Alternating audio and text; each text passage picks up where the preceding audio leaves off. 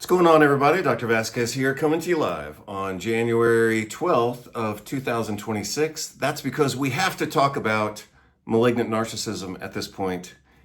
And your social radar, and especially if you're a clinician or a doctor, your social radar should have already started picking up on the topic of malignant narcissism by now. And without mentioning any names, you're already going to know exactly who I'm talking about. So in a sense, that's very good for this conversation because you have a real life example of malignant narcissism in the news every day. So we're going to look at this article that I just read this morning, the title of which is Malignant Narcissism from Fairy Tales to Harsh Reality. This was actually published in 2010, so it's not specific to any politician, probably either then or now, but it is very applicable to one particular politician who's making the international news on an hourly basis, basically. So one of the interesting contributions that I might make to this conversation is a new acronym that I just developed while I was reading this article based on the four main criteria of malignant narcissism. And I'll show you how this acronym works, and I'll show you why it makes sense. And I think when I explain why it makes sense, you will also see the real life application of this acronym, again in real time, because malignant narcissism is a topic or a phenomenon, I might say, that we're all being exposed to, but now we need to have the language for it. So the four characteristics of malignant narcissism are, and I'm gonna say these in my order, not in the order of the article, so that you'll understand my acronym, and then I'll explain the acronym and why it makes even more sense. So acronyms are just words made out of other words, typically the first letter of other words, and those are used as mnemonics, which are memory tools. So this is a mnemonic acronym for malignant narcissism. And my acronym for malignant narcissism is, first of all, you have to start with a base of narcissism. They have to demonstrate antisocial behavior. And then the next is paranoid delusions. Basically, they think they're being pursued or people are attacking them and they're always playing the victim. I'm sure that sounds familiar to those of you who have paid attention to politics internationally for the last year. So narcissism, antisocial behavior, paranoia, and sadism. Sadism is what converts regular narcissism, like someone thinking that they're all important, into malignant narcissism, because now they are actively trying to harm people. So that's one of the defining characteristics, again, that converts regular narcissism into malignant narcissism. So the acronym that I created for those four words, narcissism, antisocial, paranoia, and sadism, is NAPS, N-A-P-S, which also, of course, implies, sleep or being sleepy.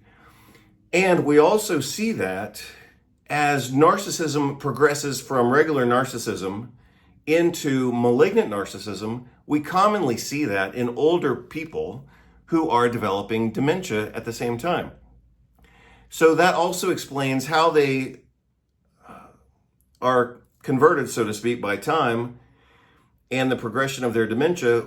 A person could have narcissism, but they might develop malignant narcissism as they get older and as dementia starts to set in, because the little bit of frontal lobe and executive function control that they had, they're starting to lose that.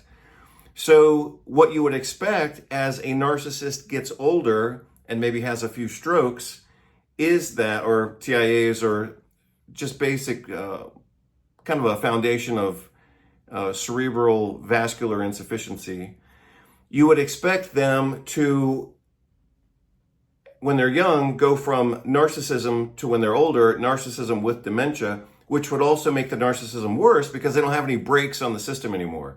And so you're going to see that narcissism convert into malignant narcissism with age.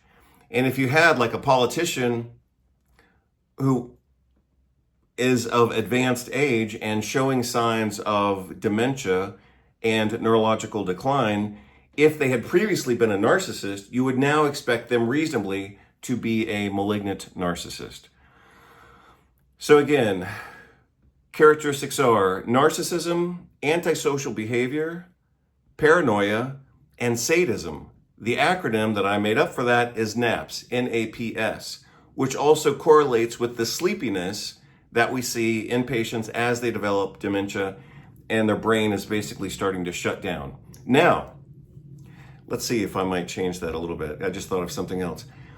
What you'll see with some politicians who have malignant narcissism is that sometimes they're very sleepy to the point of falling asleep in meetings, and then other times they're hyperactive or hyperstimulated.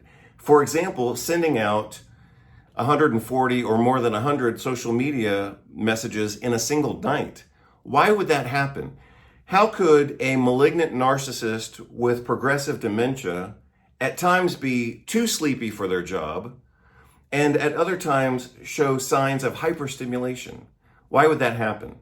Well, one of the ways that would happen is if that patient is being medicated with stimulants.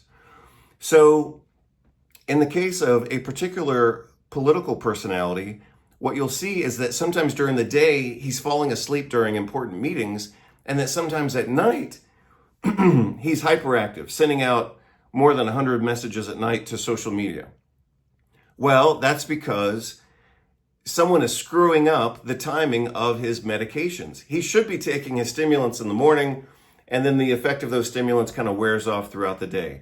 But someone is screwing up his schedule, or maybe he's screwing it up and not taking his medications on time, which would be very common and expected for someone with progressive dementia. But that would explain why he's sleepy when he should be alert, and he's alert when he should be sleeping or sleepy. So this is a great article. I'm going to continue reading it, and I will provide the full text of this article. And eventually, as I continue to read it, it's pretty dense. It's a good article.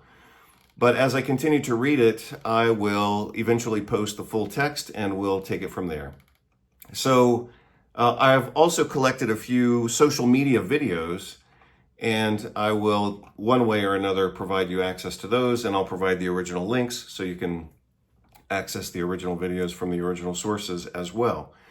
But in my reading of this article this morning, I found that it is a perfect, again, this was published in 2010, it is a perfect representation of certain political behavior that we're witnessing right now internationally. And everything that I am saying to you right now, again, we've got the academic side of it here, published in 2010, but we also have the real world application right in front of you every single day. And you have to know what I'm talking about.